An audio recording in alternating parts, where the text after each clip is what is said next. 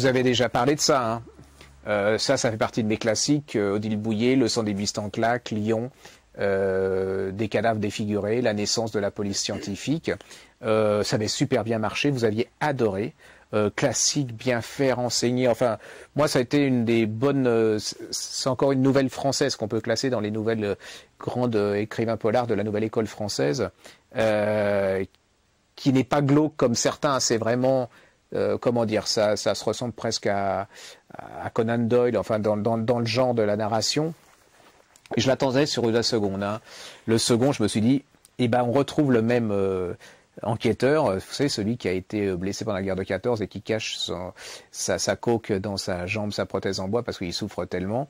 Là, on va retrouver un industriel à Lyon qui est abattu, assassiné, et on va lui demander d'enquêter. Alors c'est toute la description de ce monde des industriels, vous savez, cette grande bourgeoisie du début du siècle avec la maîtresse. Et alors, la seule chose qu'on sache dans ce meurtre, c'est que apparemment c'est un gosse de 9 ans, vu la taille, qui aurait assassiné l'industriel. Le problème, c'est que la femme de l'industriel a un enfant qui est nain.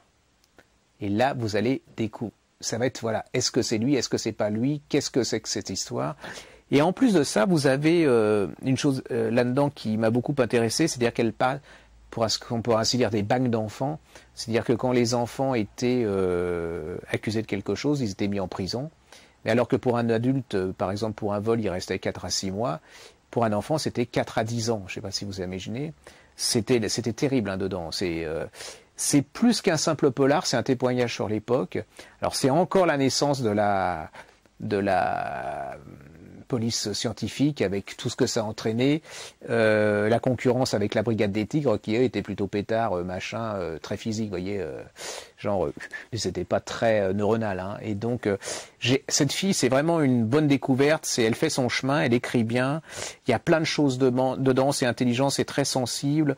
En même temps, elle nous décrit une part de notre histoire, une histoire des enfants. Enfin, vraiment, lisez-le, vous verrez, vous aurez vraiment un grand plaisir de lecture. Et puis, une fois sorti, ça vous fera poser des questions. C'est Odile Bouillet, ça s'appelle De mal à personne, c'est aux presses de la Cité.